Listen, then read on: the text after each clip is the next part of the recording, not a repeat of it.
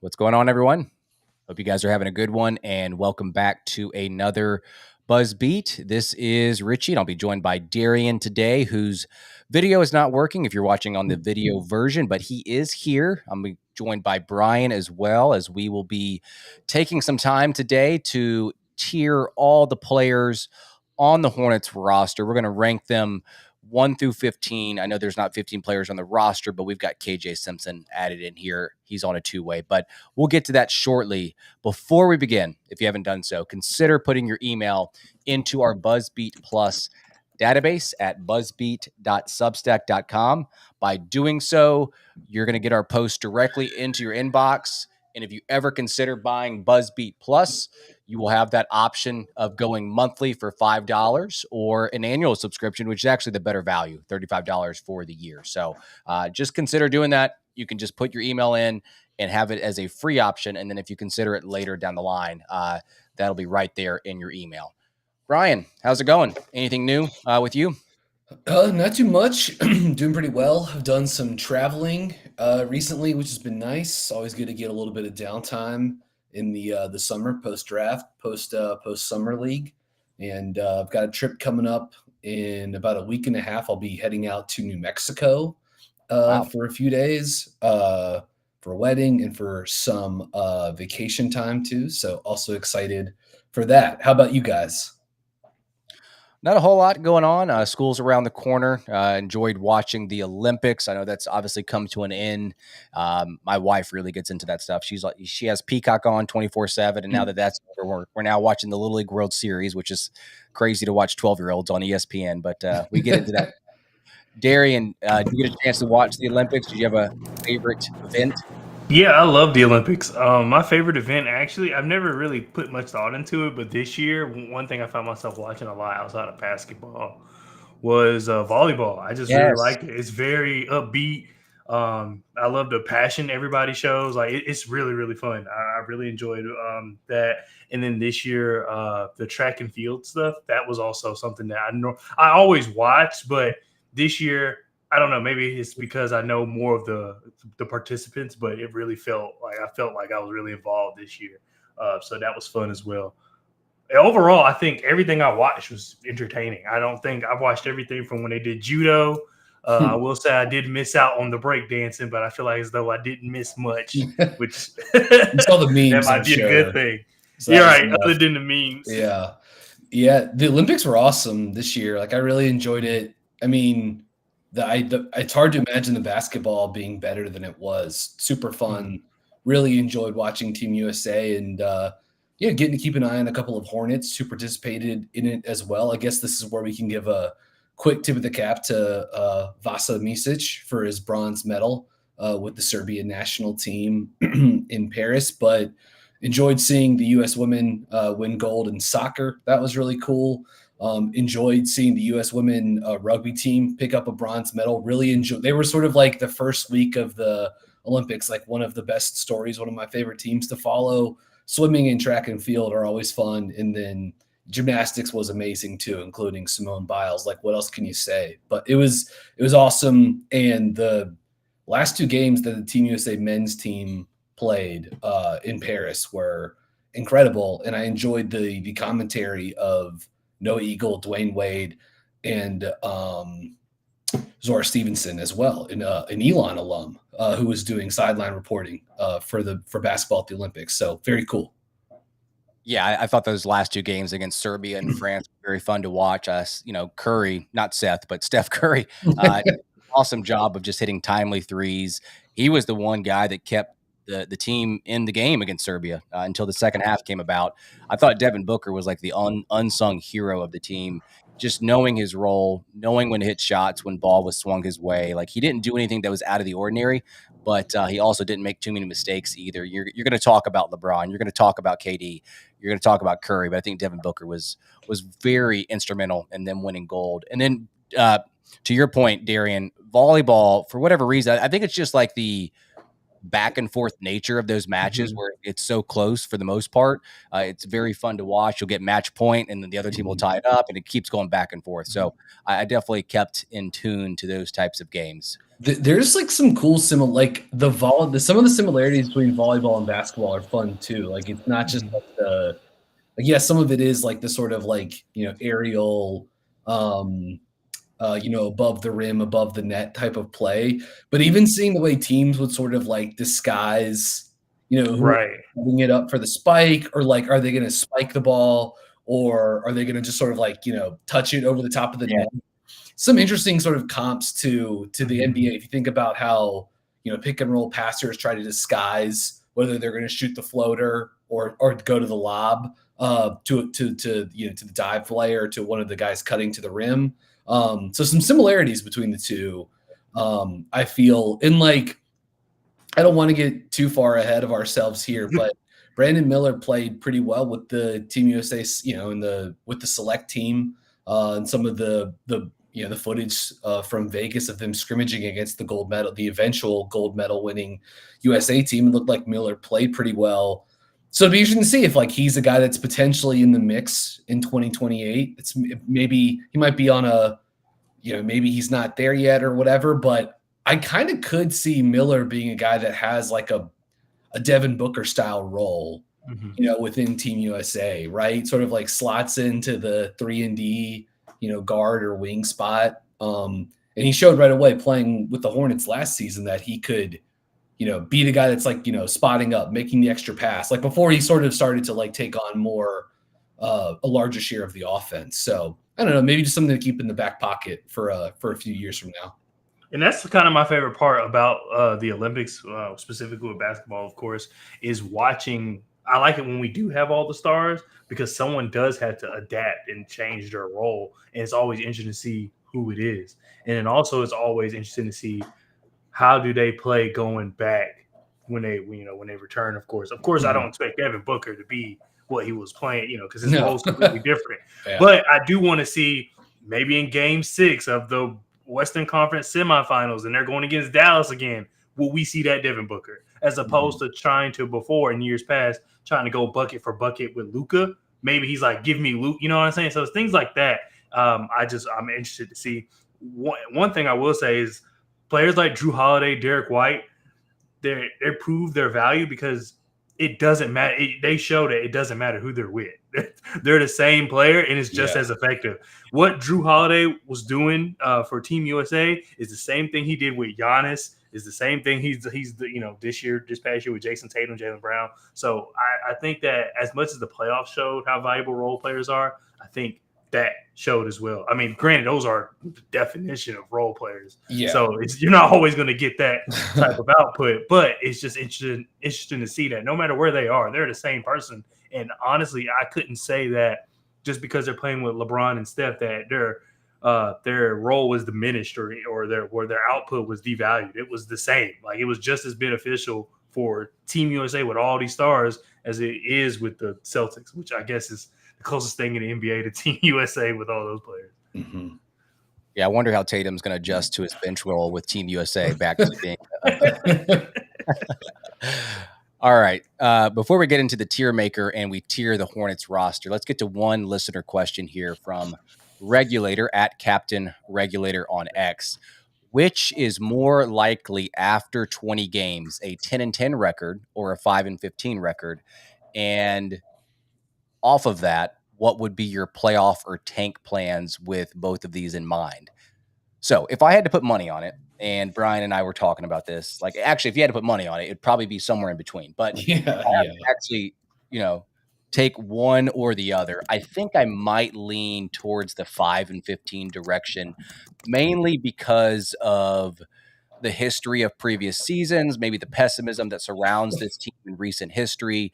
I think if I had to choose, that's the way that I would go. And I think it probably goes without saying, but the injuries are going to be the biggest thing to watch heading into the season. Now, you don't ever want to rush a guy back, but if either Mark or LaMelo is hampered and they're not 100%, and even if it's just for 5-6 games to start the season, I think this team achieving a 500 record throughout the first 20 games is going to be hard to achieve. Now, the optimistic view, you take the health into consideration. They're playing well. Maybe Charles Lee's communication, his new culture is just, wearing off on the players, and the players are buying in, and players are playing above their capabilities. You have a full off season with players like Grant Williams, Trey Mann. You've got Brandon Miller, who's improving and not having to deal with the unknown, as a rookie coming into that season. So maybe 10-10 is doable. 11-9, 12-8, like that's like the optimistic view after 20 games. But Brian, my guess is still probably on the lower end. But again, like we were mentioning, it's probably somewhere in between, to be honest. Yeah, and I mean, I looked this up earlier today. ESPN, their over under win totals projections for the Hornets this season had them at 29.5. So, it's about a quarter of that's, if you're thinking, 20 games, it's about a quarter of the way, through an 82 game season. So the 7.5 number that you and I were throwing out, that's sort of like between the 5-15 and the 10-10, is sort of like, to an extent, there's like, it's plausible. There's a reason why that sort of maybe mathematically that would make some sense. If this team was fully healthy, and I'll be curious to see like what Mark Williams looks like, come preseason. I wouldn't be like shocked if they got off to like a 10-10 start, but I still think, Richie, I'm with you. I'd still think I would have them in more of the 5-15 route. It would be not a shock, but a little surprising. I think if at the quarter mark they were, 10-10 in the season. So I would say 5-15. Yeah. What about you, Darian? So for me, I'm kind of right with y'all as far as like there is definitely somewhere in the middle. 5-15, as much as I'm saying that that's kind of the route I see them kind of going, it still would be almost shocking to me just because 5-15 is steep. And I would expect the team to be a little better than that. But I think we have the talent to be 10-10 because it's not like 10-10. Obviously, that's 500. So it's not like it to be this, Golden State Warriors-esque type team to be 10-10. But when you look at the individual players, the baggage, and then all the new stuff, all just everything that's coming to the team that's new, it's just really hard for me to see them go 10-10. To your sentiments, I agree. We need to see what Mark Williams looks like. We need to see LaMelo Ball looks like. I know, LaMelo's wearing the ankle brace, it seemed. I don't know if that's officially reported, but the picture looked like one. So people are saying, oh, LaMelo's healthy. It's like, no, it takes time. It took Steph time to learn how to play with an ankle brace. And it's just, I think I've said this before on here, I just can't. LaMelo, when he's injured and comes back, it takes him maybe 1 to 2 games. Last year was a little different, but it usually takes him about 1 to 2, maybe even 3 games, and then boom, he's putting up 30-point games, 10 straight games or something like that. I just can't rely on that happening every single time. We've been, as bad as the team has been, I guess we've been quote unquote lucky enough to have that happen where LaMelo comes back from an injury and he plays very well. We just can't rely on that every time. Mark Williams with being a 7-footer with a back injury, don't know what that's going to look like. We don't have a tertiary big, so what does that look like when we see Nick Richards being forced to play starter minutes? What is that? Like, there's so many questions. Cody Martin, I know we'll go into it later, but it's just, I think that if you think of everybody at their best or above average, I think we have the talent. When you think about what we've seen, and we can only go off that, I think we're closer to the 5-15.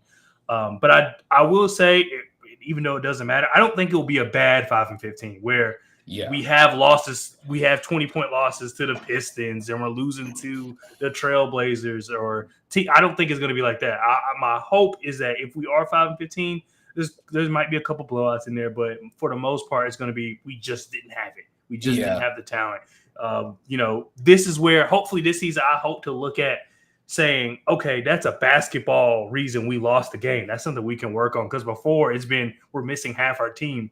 There's nothing to take away from this game. So my hope is with the 5-15, there's a lot of basketball we can look at and say, well, if he just made that decision here or did that there, this will be a different game. That's my hope with the 5-15. First off, it is funny that if you cover the Hornets, that like 10-10 through 20 games is like it's seen as some like pie in the sky, reality. Like maybe one day they'll get to 500 at the quarter mark of the season. But jokes aside, if they were to get to 10-10 this season, that probably means that like one of Ball or Miller is probably like they're both healthy and one of them's probably made a jump, which is like kind of exciting to consider the the reality of a healthy LaMelo and him playing together with Miller, and one of those guys are both sort of like making a, you know, even if it's not like a big leap, like a, you know, at least like a tangible one, or something that's, you know, more than just the sort of like incremental um growth. And yeah, I don't know. Like I will be curious to see this team at full strength, what the lineups look like, what the offense, like how it, you know, assuming like it will be actually if they were to also be 10-10, you know, like is the offense driving it? Is it the defense? You know, what does Mark Williams look like? Is he healthy? So I don't know. It would be curious to see like what the DNA of this team will look like once they actually get going. And then the last thing I wanted to mention, just to piggy, you know, sort of like to bounce off what Darian was saying, is like, you know, I hope LaMelo is healthy and plays 75 games this season and is an all-star. But I do think what we saw after the deadline last season with the addition of Seth Curry, Vasa Misic, Trey Mann, they have more like, you know, playmaking insurance on the roster now. And I just think even you know, heaven forbid an injury to LaMelo Ball, I think they're still going to be able to put out, like they're still going to be able to like have creativity with the ball, running pick and roll on the court. You know, you're not going to have to go to the, you know, the Ish Smith, Frank Ntilikina, like forcing Terry Rozier into being your primary ball handler. Like I think they'll have more sort of like more options to go to, which will make, even if they were 5-15, you know, and LaMelo's hurt, it would be a more palatable watch. You know what I mean? As opposed to some of the offensive struggle fests that we've seen over the last decade with them. Yeah, and there's a second part to this question, but I don't know if their plans would really change, like playoff or tank, depending on what their record is. I think that Charles Lee is going to coach this team to his best of his abilities. He's going to try to put out the best team possible. They're going to compete. I don't think they're necessarily going to switch or change their course of action if they are 10-10 or 5-15. I think if they are 10-10, it might be because a lot of things went their way. They were a little bit fortunate. And it probably will even out in the end. But I don't think they'll necessarily like go all in for the playoffs or tank completely if they're 5-15. I think we're just going to see this season kind of play out. So yeah, I will say if they were 5-15, sort of again, I think context is important, but maybe it wouldn't be a surprise. Like if they're 5-15 and Cooper Flag is averaging, you know, 18-9 on 50, 40, 80 shooting at Duke, like all of us at that point in time, right? Because it's halfway through the college season or whatever. Like, I don't know. Like I could, there's a certain point where I could see them like being like, all right, we got to pull the plug actually. And you have the regime to your point, you have the regime to do it. Brand new. Yeah. They have nothing to lose. The future, I mean, as so far as we can tell, is with them, you know, as much as we know, they're, it seems as though they're all on the same page. So I don't see it being a part of a way where Charles Lee is like, oh, we're 5-15. Now I got to change all the rotations around and try to, you know, gain his lead back. It's like, no, if like to your point, if they're 5-15, I think they're going to come. They seem like a very communicative group. If they're going to come together and say, look, Cooper Flag is going crazy. He probably just had by this point, a 20-point game against North Carolina and a game-winning shot, as much as that would hurt. But like, if that's the case, then they'll definitely, and with this class also being extremely, extremely, I wouldn't say top heavy, but the top players are just really good. I don't think that it's going to be one of those seasons where they kind of just play it out. I think if the prospects are doing what I guess they're supposed to do, I feel as though cutting the plug early will probably be the best bet. But context, to your point, Brian, is everything. It depends on injury, it depends on performance, depends on a lot of stuff. I don't think straight up 5-15 warrants it, but depending on what the 5-15 looks like. Yeah, that would still maybe be like a little early. You know, again, context being really like the important factor here. Health, and then you got to think about the East as well, which we have no idea what that's going to look like. Yeah. All right. There is one more question sent in by Greg, but we're probably going to get into that on an upcoming episode at handles_Messiah. So thank you for submitting that, Greg, but we'll talk about that later.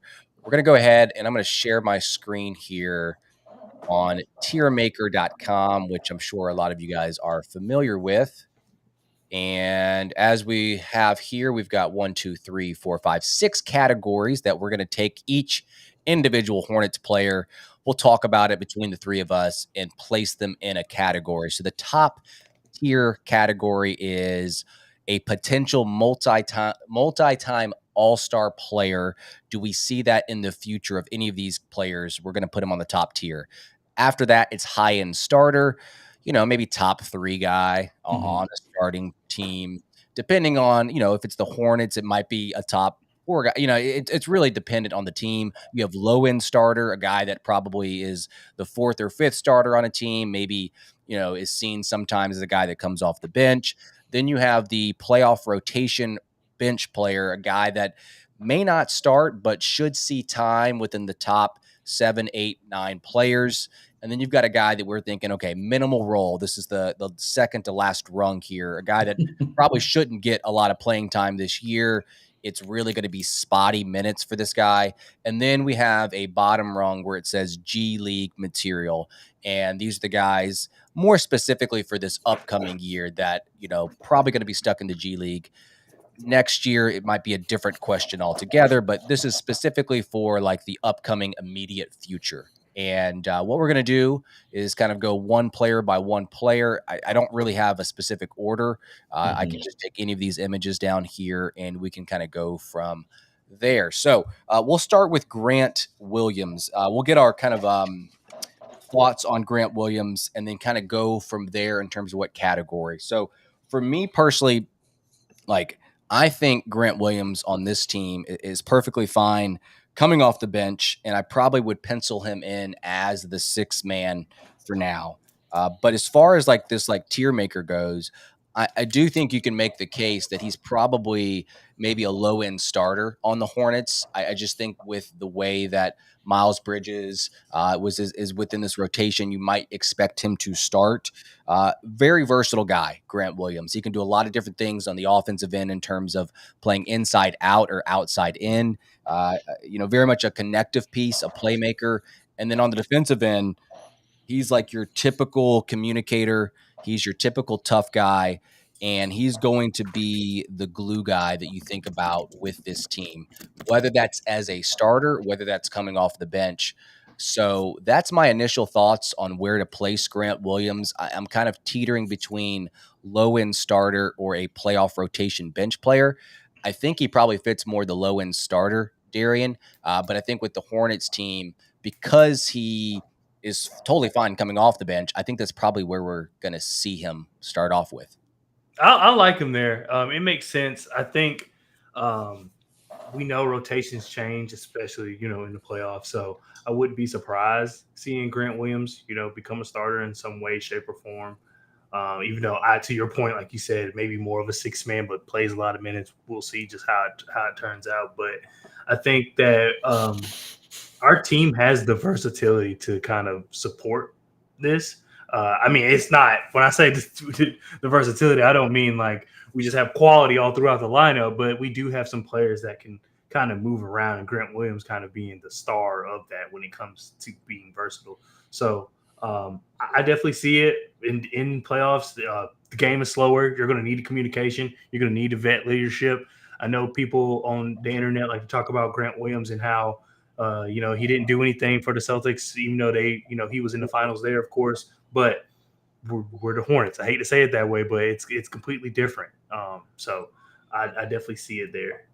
Yeah, I would go, for Charlotte's sake, I would put Grant as low end starter, just from a value standpoint, though I do believe he'll be in the 6th man role. If they had perhaps found a place to move Miles Bridges to, or if Bridges had signed elsewhere in the offseason or whatever, I think Grant would have, been the starter at the 4 for them this season. But my guess is he'll end up starting a decent amount of games too, just through injuries, changing the lineup around. But I'm sure he's going to see time at small ball center and a lot of time at the backup 4 spot, or just sort of like playing one of the 2 forward spots next to guys like Bridges and Brandon Miller, Josh Green, etc. Like the versatility, like his ability to switch. He can be a drop defender, even though when he's guarding pick and roll, even though he's 6'4", 6'5" center. He's one of the stronger players in the league. Sets good screens. I really liked what Steve Clifford did with him the back third of the season last year, using him in a lot of high post sets, letting him be a facilitator. Elbow action, corner action. I thought the chemistry between Williams and Brandon Miller was really good. And it's one of those things that sort of like has me wondering, like, even beyond Grant, just the importance of having like a front court facilitator and sort of like handoff hub type player. If Miller's one of your top offensive options, sort of like off ball mover, gravity, potentially gravity bending movement guy that you have. How important is it to have guys like Grant that can sort of like help get him loose in certain spots on the court. So, and then I think eventually it's some you're going to see Grant with another playoff team, whether it's like a couple years from now in Charlotte, or he gets dealt to another playoff team at some point in time. And then I think he slots back into being a guy that can contribute off the bench in a postseason environment. He did it multiple times with Charlotte. So that's where I've got Grant, low end starter, an important piece on both ends of the court, and a guy that I think, you can have on the court in leverage minutes. And he's proven, like, that's not hypothetical. All right, let's move on to LaMelo Ball down here. I'm going to go ahead and put him in the top tier, unless you guys have any objections here. No. Potential multi-time All-Star, and it's the easiest one. It's the easiest one to do on this entire roster. Yeah.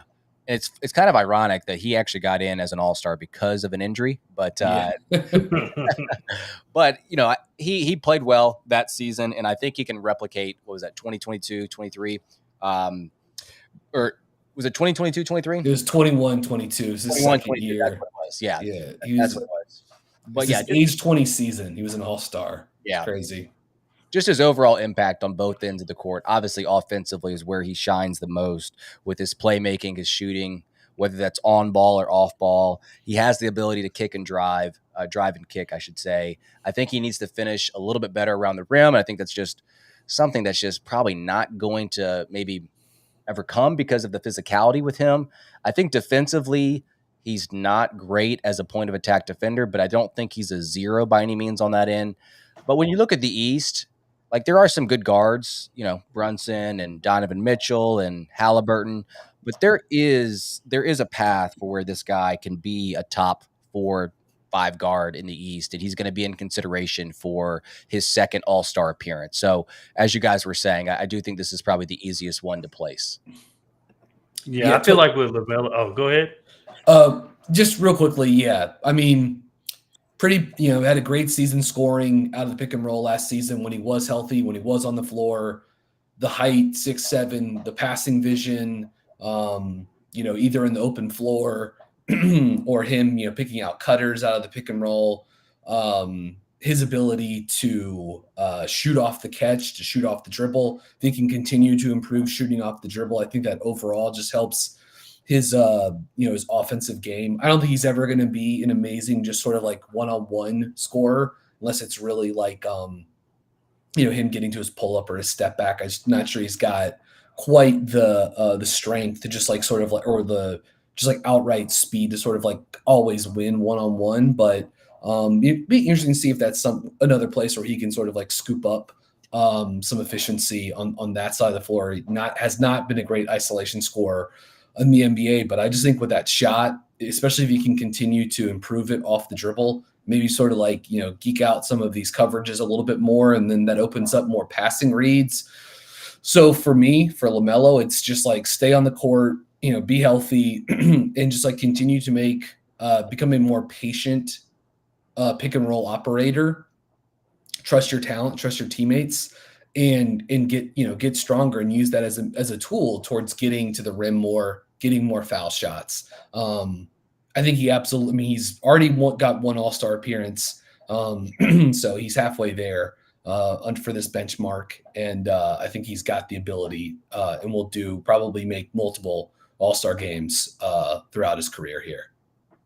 Yeah, for LaMelo, I mean, he's the only person stopping him from being great, and I really wouldn't say he, because what can you really do? I guess I don't know really too much about ankle injuries and how they are constantly are going on, but I mean, when he steps on the floor, good things happen. He knows how to run the team very early on. He was just showing how effective he was. One thing I'll say about him is no matter how the roster looks, he performs in some way, shape, or form. It may not be right away, as kind of alluded to earlier. The first maybe 6-7 games, it was something like that. He played terrible, but in those moments we saw a lot of flashes. We saw him, make some big plays. So with LaMelo, I think that he literally has it all. He has what it takes to be a potential multi-time All-Star. As you mentioned, it's not like the guards in the East are just so dominant that he doesn't get a shot. If the team is good and he continues to do what we know he can do and stay healthy, I mean, there's no reason for him not to be a multi-time All-Star, honestly. Yeah, I think it's just the team part is going to have to – I mean, of course, his health, but the team part is going to have to play a part in it as well, because as much as they say they like to award, individual players, I do feel as though sometimes when it becomes between, one guy and another, they kind of look at how the team is performing. And unfortunately, we have not been able to provide him with that. But granted, he hasn't played either. So I think the future's bright for him. He's still very, very young. Very, very young. I keep forgetting that he's only like 21. So he has it. If he could just stay healthy, apparently all indications are pointing towards him being healthy. There's just no reason for him not to be a multi-time All-Star. Yeah. All right, we're going to go to Cody Martin down here. Out of all the players on the roster, I had the most difficulty placing him in a specific category. Really, he's like the most confusing player. I think more specifically because of his injury history and his recent injury history. He played 28 games last season. He played 7 games the one before. Darian, I know you kind of mentioned him in the beginning of the podcast, so I'm going to let you start off, and because I don't necessarily have a great suggestion here where to place him. So it probably will depend on health, but like, what are you thinking with Cody here? Oh man, I used to really like Cody Martin. Really, if I'm speaking completely realistically and looking at what we have, I would have to go playoff rotation bench player for me. If I had to be completely realistic, low end starter, I just don't know. I'd rather have Grant, because I know some people look at Cody Martin possibly being the 2 guard or maybe the 3 guard, however you want to do it between him and Brandon Miller. He just hasn't shown enough. Granted, when he does play, a lot of times they're asking him to play point guard. So maybe him playing in this more, off-ball wing role maybe will be beneficial, and just having ball handle a little bit and play make a little bit. I hate to say this because I know that a lot of it has to do with injury, but there's part of me that almost wants to say minimal role, even though that's not realistic. Mm-hmm. I don't see it with him at times. When he first got that contract, I thought that was great value, because I want to say David Nwaba, I believe, which is a name, right? He got the same amount as Cody Martin, which in doing a lot less. The same year, they got paid like the same contract, same everything. But Cody Martin to me was a lot better for that value. And ever since then, I mean, the injuries play a big part of it. But even when he does play, it just doesn't look good. It just does not look good. And it makes me wonder, where does he even fit, honestly? Because I don't know. I don't know. It really depends on the direction of the team more so. But as of right now, I think playoff rotation bench player, but I don't even really like that too much unless he comes back healthy. Because we've heard a lot about LaMelo and Mark, but Cody Martin, I'm pretty sure they sat him in Seth because season's over. It's not like you're winning. But when it comes to doing that, I feel as though it needs to be a player worth it. Of course, you don't want to risk injury for any player, but I don't know. Him not playing after not playing for 2 years is what it seems. It just makes it harder. Yeah, I think for Martin, I put him as playoff rotation bench player. I could see the argument for him to go, down a level if you're lower on him, or maybe you squint hard enough and you see low end starter. I can't quite get on board with that. He's played 200 games in his NBA career. He's 206 games. He's started 46 of them. Like he's been a bench player. He's only played 30 or so games the past 2 seasons. The health concerns are real. I don't think he shoots it well enough to be a guy that you could really like be optimistic about, as a guy that could actually like be like a full-time starter in the NBA. He's a career, under 32% from deep, 31% last season, 21% in 7 games the year before that. It really is the one. I mean, it is crazy. The 21-22 season, that was the last year of his rookie contract. He shot 38%, played 71 games that season. He got paid accordingly.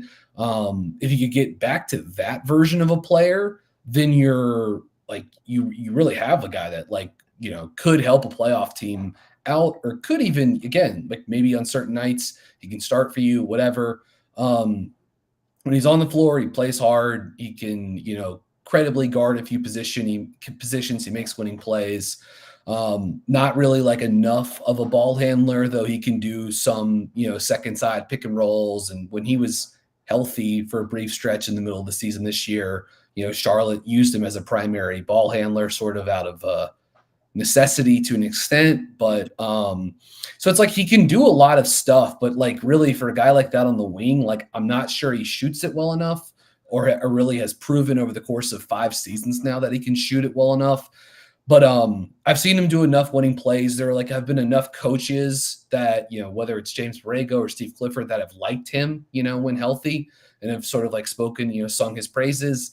But I still think the lack of a jumper, lack of real scoring punch means he's probably not a guy that you could actually start. But all the other sort of like hustle winning play stuff, I think makes him a guy that potentially could be in a playoff rotation. But like, if he was on the court in a playoff game, teams just wouldn't guard him out to the 3-point line. Like you see it every year. So if you want to go minimal role for him, like I get it, but I would still have him in the sort of like bench rotation tier. Yeah, I never considered low-end starter for Cody. I was debating between a rotational player in the playoffs or that minimal role. I'll try to stay optimistic with him in terms of like what I like about him. I think, and maybe it's changed with the injuries, and maybe he's kind of slowed down over the years, but I think he's got to be Charlotte's second best, first best, third best, like kind of in that range, point of attack defender. Like he tries to be a pest. He tries to be a disruptor on that end of the court as much as he can. He has the steals. He has the deflections. He has the overall energy. I think just because he's been out of sight, you kind of get lost in the shuffle with him. And he's just not a flashy player. And he's not done anything offensively other than just like maybe attacking the second side after the ball gets swung around. I think one of the more overlooked aspects of his game, if you're not looking for it, I think is passing on the move.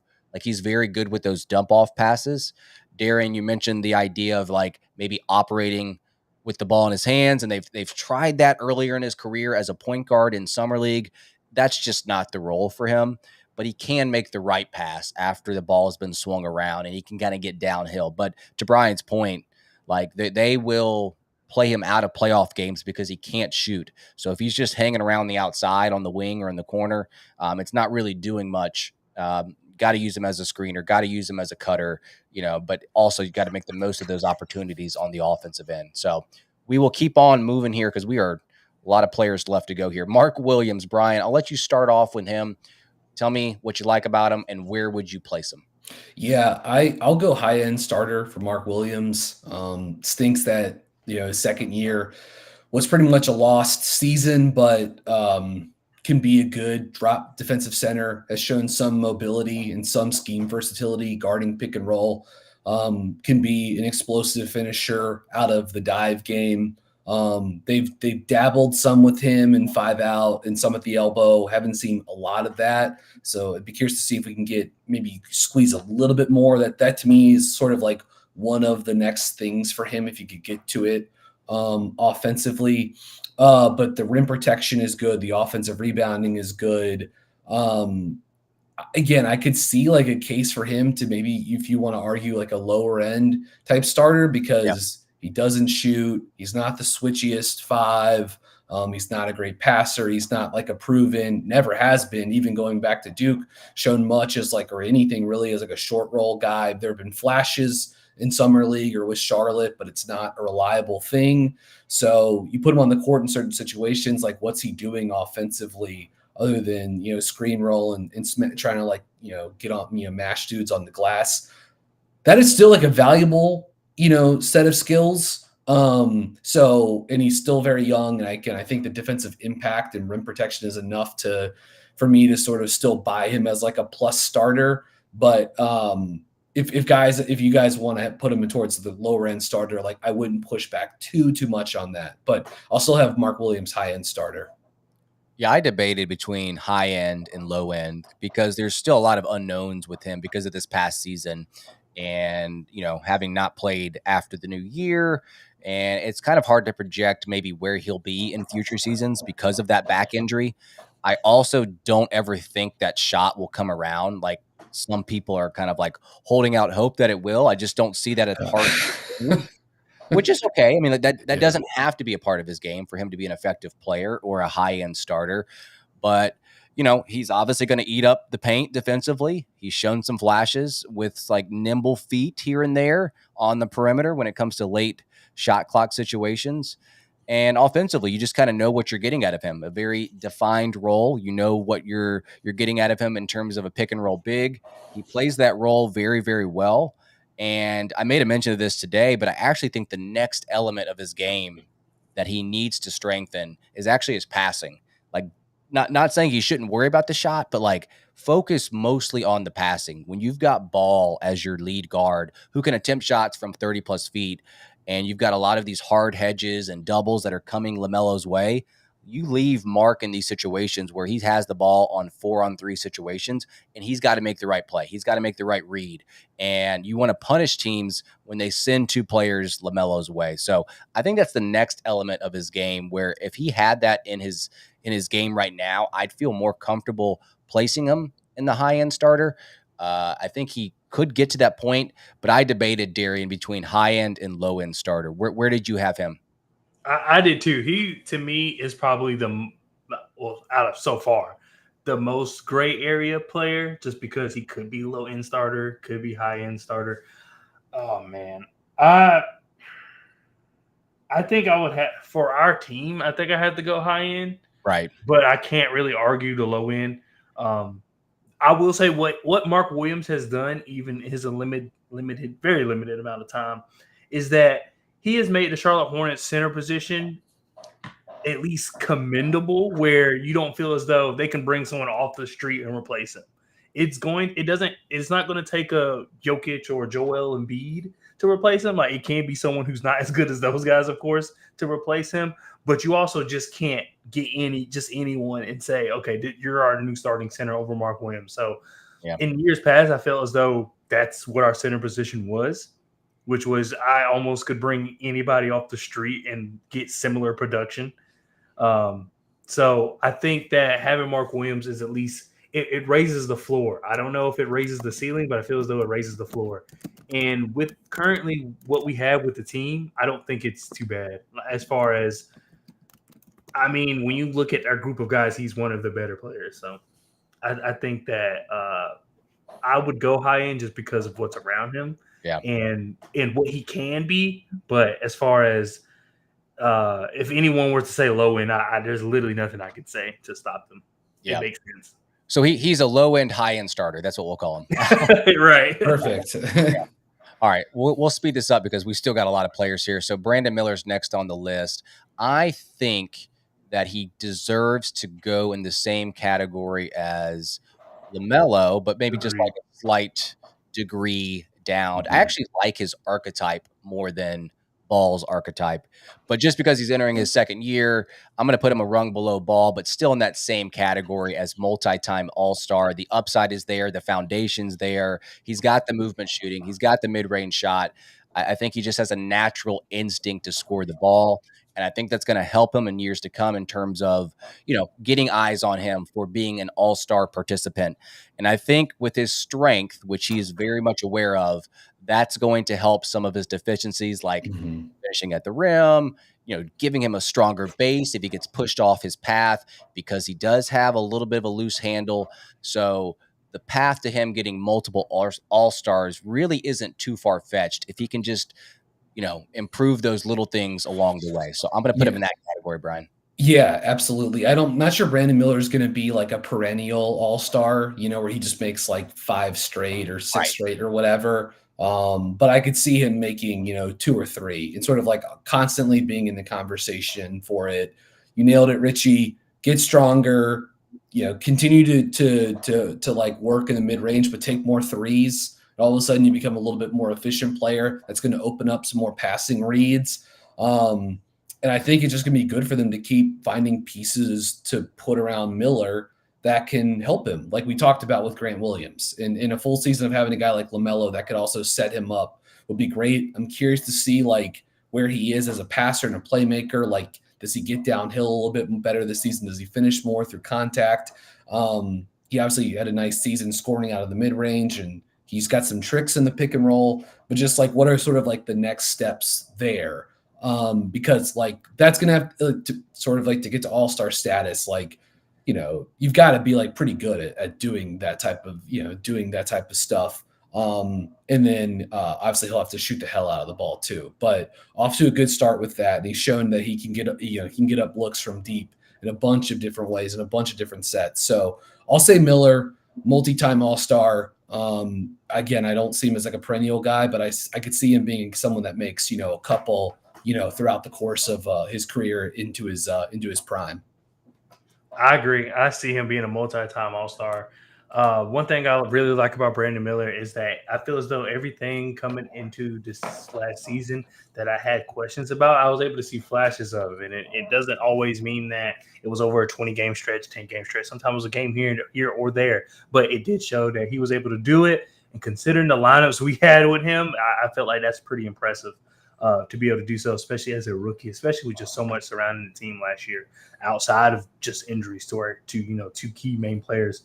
So Brandon Miller, I think, has everything what it takes from the skill set to the personality. He just seems like a guy that when you think about how good he is, it's just like, how is this guy not going to end up being an all-star? It's just he has that mentality of just wanting to get better, wanting to do right by his teammates. He just has the mentality of an all-star. And then it also helps very well that he's also pretty good at basketball, especially considering, he's going into the second year. All right, Nick Smith Jr. is next. He is a very young guy. I think, in my opinion, probably needs a little bit more polish, a little bit more efficiency to be considered a guy who gets heavy minutes on this team, especially considering the log jam of guys at his position. I think the biggest positive that stands out to me for Nick Smith Jr. is his motor. It's his energy. And I think that just lines up perfectly with what Charles Lee is preaching and he wants out of his players. I do find it hard to believe that his 3-point efficiency from last season is sustainable. I think that is going to regress naturally. And we might get a better view of how good a player he is, how good a shooter he is from behind the arc next season and the season after. So, in my opinion, I kind of fall between. Actually, no, I was pretty solid on this one. I put him as a minimal role here, Darian. I agree. I really like Nick Smith Jr., but I agree. I think minimal role is fine. I do hope that maybe he can show something and slightly be a playoff rotation bench player, but I don't think that's just me because I like him. But in reality, I think minimal role players kind of fits him. To your point, I do like that he is showing some kind of improvement in areas where we really weren't looking for improvement, if that makes any sense. I know that of course you want every player to be a good defender, but I think for us, we were looking more so for him to be able to create for himself more, finish, a little bit more. Even though he was pretty effective at the 3-point last year, just be consistent with that, even though Summer League kind of didn't turn out that way. But we did get a big surprise, at least for me. Maybe I should say for me. His defense, I think, really picked up. I just wasn't looking for that right now. And the fact that we got it, I hope that that's an indication of him improving in the future in just different areas, because it feels as though he understands the game and understands what he needs to do. It's just, will he do it? There's been a lot of players we could say who would have been good if they actually did what they said they were going to do. But to your also what you said, he's very young, very, very young. And there is a path for him to take the spot if he so desires and puts in the work. It's not like, kind of the role I would say his max is at is filled with the Charlotte Hornets. So it's there for the taking if he wants it. Yeah, just to bounce off, I mirror what you guys said. I like his verve. I like the effort he plays with defensively. Going to need to get stronger. Needs to get a little bit more patient. Playing in the pick and roll, operating in the pick and roll. You can still, the passes, the timing, it's still just a little off. He settles for runners and pull up twos quite frequently. Didn't make those at a great rate last season on a small sample. But I like his shooting touch. I like the movement skills. He's super young. There's upside. I like him as a player. But I think right now it's harder to have him, at anything above a minimal role. But there is because he is sort of like one of the big player development test cases for this new, coaching staff and front office. He has probably I would say, if anyone on the roster, probably the most room for growth, right? Just in terms, if you're looking at it from the tier perspective. So I'm still in on Smith as a player, but I think right now it's probably hard to have him above minimal role. Yeah. All right. Here's what we're going to do to finish this off. I think we're each just going to pick one player at a time, talk about it, and then we'll talk about what a specific category. So I'm just going to go first here and pick Tre Mann. You guys can give me the categories where you think he will fall, but let me just kind of quickly go through what I think is expectations for him. First off, he's been very visible in the media since the hiring of Charles Lee, and it seems like he's maybe buying into the possibility of having a breakout year here in Charlotte. He was a very interesting option in the guard rotation last season, and I think he's going to be in play for some more significant minutes this upcoming season. He's a guy that has skill both on ball and off ball. He knows he's got that step back, the side steps to kind of create that space. To be honest with you, if you're kind of looking at it in a vacuum, he's got to be among the top 5, 6, 7 guys in the NBA, just in terms of the space he creates. Yeah. It's very impressive to watch. Special. That. Yeah. It's really special. But for Mann, I think it's simply going to come down to, if he's making shots, he's going to play heavier minutes, and he's going to be impactful because he's got some other things too that he does well, like playmaking on the move, his deflections on defense, and I think his rebounding is very solid. I'll open it up to you guys. Where would you place him on this tier maker? Oh man, I have an idea, but I want to hear your thoughts. I like Tre Mann, so I feel as though I might be biased, but I would say I'm being realistic, and I'll say playoff rotation bench player. Yeah, so I'll agree with that too with Mann. Okay, that's I like him a lot as a player. I'm excited to see him next season. All right, Brian, pick a player remaining. Yeah, all right. I'll go Vasa Micic. Came over as a 29, 30-year-old rookie last season. Didn't see a ton of him for Oklahoma City, but really enjoyed him once he got to Charlotte. His ability to get into the paint. He's not super duper explosive, but he's big, he's strong, he's crafty, good at those empty side pick and rolls, working with Grant Williams or with Nick Richards. So I just think from the size and pick and roll creation standpoint, I know he's older, but I think there's some stuff to like there, and a guy that could certainly be a guy that props up and runs a second unit offense. He played well for Serbia in the Olympics, which I think was not just impressive to see, but again, sort of speaks to his ability to be a guy that you can give the ball to in pressure situations. So I like Micic. I know he's not the best athlete. He's older. He probably is what he is right now, but it's still a really nice offensive guard to have off the bench. So I'll say my thoughts on Micic were, playoff rotation player, and a guy that, maybe does get pinched a little bit this season if you've got LaMelo and Tre Mann, in town running the show. But I could also see Micic being an important playmaker for this team off the bench. That's where I had him. I think he's a great driver of the basketball, very creative rim finisher. Obviously, his three-point shot is lacking. But for an eighth guy in the rotation, seventh guy in the rotation, whatever you view this guy as, I think he does enough good, and there's enough that he brings to the table that you would have to maybe put him in the playoff rotation. So I'm with you, Brian. And it's not saying much, but Micic to me was the difference between us scoring. What was it when we could barely score 100? He was the difference between us scoring 70 and 90. Because without him, we would have scored 70 a night. It was rough sometimes there towards the end of the season. All right, Darian, pick a player that remains. I'll go actually Nick Richards, just because I've actually have a revelation about Nick Richards. I like him a little more now as time has settled. I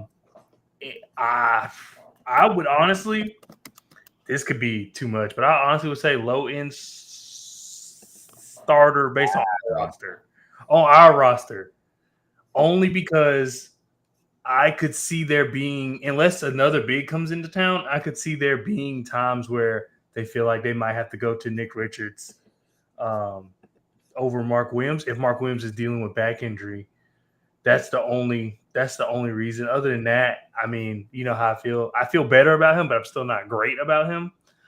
If you want him lower, that's fine. I get it. But I'll say low end starter is only because Mark Williams in his back. If Mark Williams is completely healthy, then I would probably push him down to playoff rotation bench player. But we saw early last season that there was times where Nick Richards was getting minutes over Mark Williams in certain situations. So that's why that's the only reason I have him there. Now, granted, it's been a year since that time, so maybe things will be different.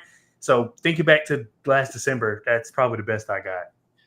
Yeah, I think maybe why you're considering him as a low-end starter is because of Mark. Now, if you take Mark out of the equation, would you feel comfortable with Richards being a starter every single day? No. Probably not, right? Yeah, I mean, not at all. Yeah. Look, he offers a discrete set of skills. Like, he's a good pick and roll finisher. He can catch lobs, even if he's not like an amazing above the rim player. But he runs the floor hard. He crashes the offensive glass. He gives you a little bit of rim protection. He can play drop coverage. So to me, he's just like a solid backup center. So I've got for him, he doesn't really do much else other than screen, roll, dive hard, hit the glass. But that stuff still is useful, especially for a backup center. I think defensively he's playable. So I'll go for him. I had playoff rotation. Yeah, and he does seem like a guy, though, that would get played off the court in huge chunks of time during the playoffs. So very matchup dependent, but sure. I'm going to vote 2 versus 1 here, Darian, and and I have no problem with that. I promise. Yeah. I thought you were going to have him like in the G League. Okay. No, that's why I was like, maybe I'm being too hard on him, but only because of Mark. Mark. Well, I'm going to go to Seth Curry. I'll pick Seth Curry here, and I like Seth Curry. I think there are certain situations where he should or could be playing consistent minutes for this team. But there's a part of me that wonders if he was mostly brought back, not just because of his name, but because he can be a guy like maybe not Taj Gibson's level, but more of a locker room guy, a guy that, they need a veteran piece in the Charlotte locker room. He's a very good shooter, good mid-range player as well when he's run off the line. I think he's a good rim finisher too for his size. He's just limited because of his size. So I think with the guard rotation, there are other guys that should be getting minutes over him because of his age too. But he's one of the better shooters on the team. I know this sounds crazy, but I think minimal role kind of, projecting, where he's going to be in the next season or two. So Brian and Darian, give me your thoughts on Seth real quick. I think that's fair because defensively, I'm not sure he's like really viable in a postseason setting. He's a great shooter though. And again, he's got lots of playoff experience. So if you want to make a case for him there, totally get it. Don't think there's any problems with it. I wouldn't be surprised if he has a role where if there's injuries and stuff like that, where, he is playing 12 minutes a night and you're trying to see if he gets hot. Or is he going to be in the veteran bench role where he doesn't play that often, but he has 2 to 3 just like big shooting nights per season. He's obviously an incredible shooter. One of the best 3-point shooters, percentage-wise in NBA history. He can shoot off movement. He can handle a little bit. But, I think at this point of his career, it's probably more. I mean, I think he's on a vet minimum. So we'll go for a minimal role player here. But the shooting is maybe a pathway for him to sort of actually give you more value than that. I completely agree. And considering how the contract negotiations went, where they cut him and then didn't hear anything for like 2 months, and then he was just back, I feel like that's him kind of acknowledging where he's at in his career. And yeah, I think minimal role is great. But considering he is one of the best shooters on the team, I definitely wouldn't be surprised to see him sneak in and get some minutes, especially if someone's not performing well in a certain stretch of games or something. All right. Yeah, next up, I'll go. How about the newest Hornet, or one of the newer Hornets, Josh Green? We've talked about him. We've broken his game down a few times on here. Like some of his defense, the screen, chasing off-ball shooters around screens, some of the team defensive components, his work as a catch-and-go driver. When he does actually shoot the ball, like at times he's shown the ability to actually make some threes. It's just sort of like a willingness for him to take shots. I think is going to be sort of like a big deal for him this season. Even with Australia this summer, he looked hesitant at times in the Olympics. So he's gonna have to shoot. He's gonna have to be willing to shoot. But for a guy that is, last season was his age 23 year, he's still just 23 years old. If you can get him more comfortable, as a shooter, he does a lot of other good stuff, catch and go with his athleticism in transition. And again, not like a perfect, like 1A stopper. He can struggle with screen navigation when on the ball, but for Josh Green, I'll say low end starter. And would be curious to see if you guys would want to pull that down a tier, but Green has played in the playoffs. He's had some good stretches in the playoffs with Dallas at times. And I'm going to just be like a little bullish on him coming into next season, hopefully settling into a 3-and-D role with this team. That's where I had him. I was debating between the playoff rotation versus the low-end starter. He's a little bit unproven to even place him in the high-end starter, obviously. But you can make the case that he's a low-end starter on plenty of teams. I've mentioned this before, but, like Grant, like he does a lot of the little things correctly, like going out 50-50 balls, picking up three-quarters court, contesting hard out on shooters. And so all these things like make small incremental differences throughout the course of a game. And then obviously other than that, like you know what you're getting from him as a corner 3-point shooter. You know what you're getting from him as a defender. I think he's an underrated playmaker, and he's got plenty of room to grow. I think on most teams, like they're going to value his skills. So he is probably like a 5th starter on most teams. So that's probably why I'm putting him here, Darian. I agree. I'm pretty bullish on Josh Green as well. For me, I just really hope that like maybe he like really, really picks it up defensively and becomes the true defensive stopper. Right now, it's just like he can do it. He has the body to do it. He somewhat has the intensity to do it. I just want him to actually do it and like have the numbers reflect that. And I think he can get there. I mean, he has things necessary to do that. So it's just him being able to implement it. Hopefully, being with Charlotte instead of Dallas, where maybe it's a little more focused around Luka and Kyrie. Maybe he can carve himself a role here. And then Darian, go ahead and pick another player. All right, I'll pick someone who could probably go into like 4 different categories, maybe 3, and that's Miles. I don't know. I don't know, because with Miles, I know what he needs to do, and I hope he knows what he needs to do to be better, to be, there was points of time, there was like a season where Miles Bridges was, touching on the brink of being an all-star. I think the team kind of stopped him from, being there because LaMelo barely got in, even though I think LaMelo should have got in over Fred VanVleet anyway. But I would just have to go high-end starter, because he does. I mean, he's going to put up points. The defense, I think he needs to pick it up. Off ball, he's not as bad, but it's still, I expect a lot more from him. Off ball, definitely needs to work on that. But with our current team, I think it's a high-end starter. And if he wants, and that's not even like a feel-good high-end starter, just because of what we got from him, specifically talking about last year. At this point, it's hard for me to say, well, 2 years ago, 3 years ago. I'll just go high-end starter for now, based on where we are with the team. It could be lower, it could be higher. I mean, I know I said this about other players, but Miles is literally the only person that can decide what he wants to do. There's no reason for him to be a subpar defender. Literally no reason. So if he wants to be a true high-end starter or a potential, all-star snub, which is more likely kind of more so he'll be more so than an all-star, then he has to show it on the court. I know there's people that say, the last season wasn't good because of Melo's missing, but that was the time specifically for Miles to show what he can do. And I felt like at times he was subpar for the rest of his game. I think his offense, spoke for itself. So it's just really up to him and what he wants to do. And I don't know yet. I have no idea. Yeah, look, I've shared my opinion on Miles plenty on this podcast. The tier that I would have him on, we don't even have available for here right now. To be totally honest with you, I can't get with him as a high-end starter.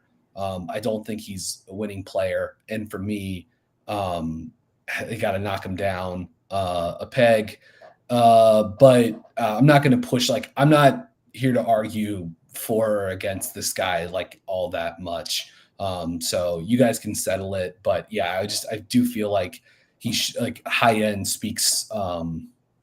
It's just a little bit too much for him. I don't see him as a winning player right now. And to me, it's all felt like pretty empty calories last season from a stat production. So I would probably lean more towards low end starter. But I actually don't really care where we put him at all. Yeah, I had him between the high end and the low end. I think, when you think about his availability, I feel like that's his biggest strength last year, his availability, the fact that he was able to, play a ton of games and, passable catch and shoot guy. He could do some of the other little things as well. Offensively is where you're getting, the most bang for your buck. A lot of deficiencies on the other end of the court. So for him to be a high-end starter, I think he does have to clean up those deficiencies on the other end. He's going to try to compensate as much as he can on the offensive end. And it's really hard to judge where he's at taking a full year off from basketball to no one's fault of his own. But yeah, I mean, it's hard for me to sway kind of up to the high-end starter or really sway down. I think low-end starter is probably the way, the place to place them in. So, all right, 3 players left. These guys are kind of in the bottom 2 rungs. We'll go real quickly here. I think Taj Gibson is minimal role. He's not even obviously available to go to the G League. So that's where you're going to have to where do you guys have Salon and KJ? I guess KJ would have to be G League because he's on a 2-way. Where do you see Salon? Minimal role with the Hornets, or do you see most of his time? It's just tough because next season, I think most of his time is going to be in Greensboro. Right. But this guy to me, he was the hardest guy in this exercise to place. Okay. Because he's still 18, 19 years old. So obviously there's a lot of upside. He's going to get better. The Hornets certainly believe in him as a guy that is a part of their rotation and a starter for them down the line. But it's just kind of far from then. So just sort of what are we doing with this exercise? Are we sort of are we trying to measure sort of value and where that slots in, what their role is going to look like next season, or where they're going to be 5 years from now? I ultimately got to low end starter with Salon, which is maybe a little friendly, but that's obviously I'm projecting out 4 years from now, 5 years from now. Right. And just sort of having, carving out a spot in the league once he's into his early to mid 20s. But yeah, next season, he's going to play most of his time with the Greensboro Swarm. So if minimal role or G League material make the most sense for him because of that, I get it. But I'm sort of if we're going to tap into the upside, then I would have to push him further up the chart. Yeah. I didn't really know what I was doing with this activity, whether it was future seasons or the immediate future. Mm-hmm. The problem is that top tier where it says multi-time all-star, that assumes there's multiple years in it. Sure. But all the other ones you can apply to this year. I had him in the G League material just because I was talking about the upcoming season. That's fair. But you're clearly hoping the 6th overall pick is not destined for Greensboro, right? I mean, he's just so raw that, he's playing mostly off instincts right now. And the James Bouknight legacy. Oh, man. Man, yeah, for him, I mean, he's one of the guys that's like an outlier. So the kind of way I approached the exercise was it was really player dependent. I mean, some guys I was high on, so it's like, of course, I think you're going to be here or going to be here. And there's other guys where it's like, I mean, if I tried to base it off their full potential, it probably wouldn't go well. So let's look at more so next season. So yeah, it all depends, but I think G League material is fine for him. Makes sense. If we're talking about next year. So, Mhm. all right, I will save and download that image and share it with our listeners. You guys can do the same with this. There's going to be a link where you're taking the same 15 players and placing them into the different categories. Hopefully, you guys got something out of this episode. We appreciate you guys tuning in to another episode. This exercise was fun, and like I said, share those tier makers and rankings with us on social media, and we will be sure to repost that on the BuzzBeat account at BuzzBeat Pod. As I mentioned on the previous episode, our content will probably slow down probably until mid-September. We probably won't be going every 7 days, maybe every 10 days, every 15 days. We'll see. But as always, thanks for your support for Brian and Dave.